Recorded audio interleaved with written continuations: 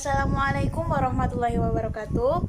Perkenalkan, nama saya Nabila Khairunisa dengan NIM 202180091, kelas 2C, Prodi Pendidikan Guru Sekolah Dasar, Universitas Muhammadiyah Purworejo. Pada kesempatan kali ini, saya akan menyampaikan materi yaitu ilmu pengetahuan untuk siswa kelas 5 SD.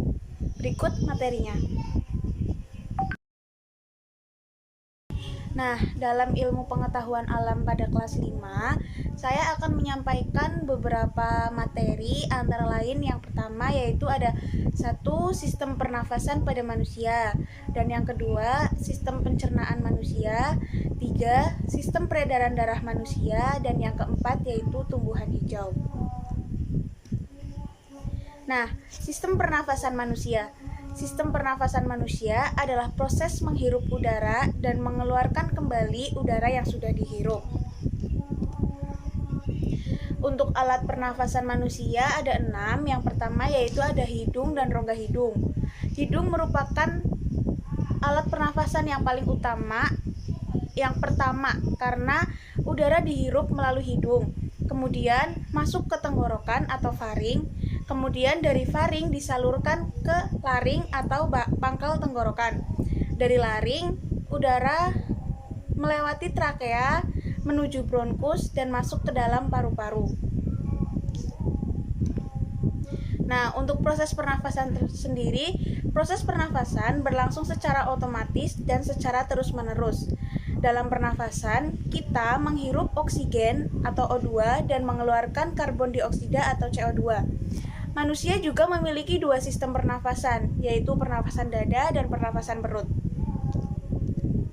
Nah, untuk yang selanjutnya yaitu sistem pencernaan pada manusia.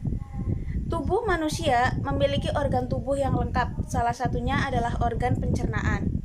Proses pencernaan adalah proses mencerna makanan yang masuk ke dalam tubuh kita yang dilakukan oleh organ-organ pencernaan.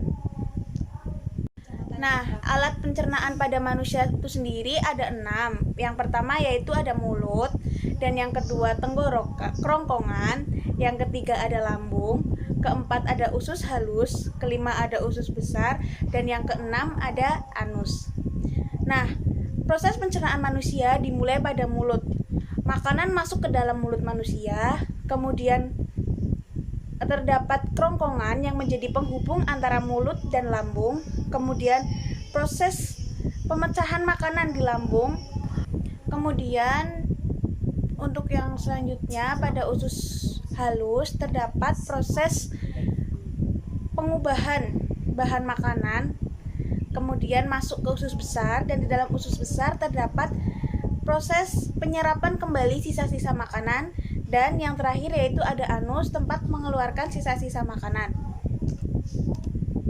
Nah, proses pencernaan manusia yang pertama ada proses mekanik, yaitu proses mengubah makanan dari bentuk besar ke bentuk kecil atau halus. Proses ini terjadi di dalam mulut, dibantu oleh gigi. Proses pencernaan secara mekanik juga terdapat di lambung dengan bantuan peristaltik dinding lambung, sehingga makanan seperti diaduk. Kemudian yang kedua yaitu ada proses pencernaan kimiawi. Proses pencernaan kimiawi adalah proses mengubah zat makanan dari bentuk yang kompleks menjadi bentuk yang lebih sederhana dengan bantuan enzim sistem pencernaan. Nah, untuk yang bab ketiga yaitu ada sistem peredaran darah manusia. Sistem peredaran darah manusia juga disebut dengan sistem kardiovaskular.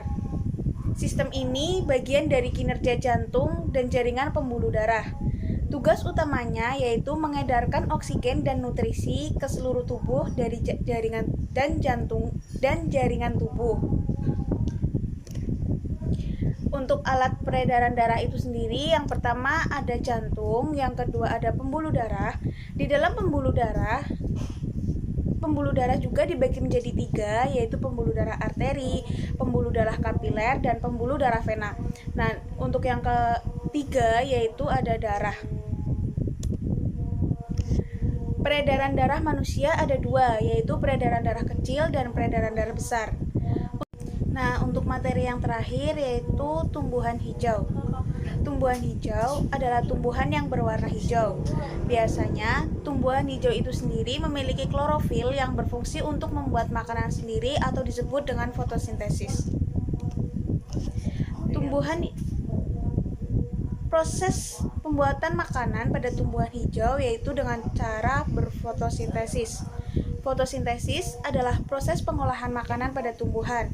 Bahan-bahan yang dibutuhkan dalam membuat makanan yaitu H2O dan karbon dioksida, serta bahan-bahan dari dalam tanah seperti air dan zat hara. Kemudian, manfaat tumbuhan hijau itu sendiri bagi makhluk hidup yaitu yang pertama dijadikan sebagai sumber pangan oleh makhluk hidup, dan yang kedua sebagai obat tradisional, dan yang ketiga yaitu tumbuhan sebagai bumbu masakan. Sekian materi yang dapat saya sampaikan.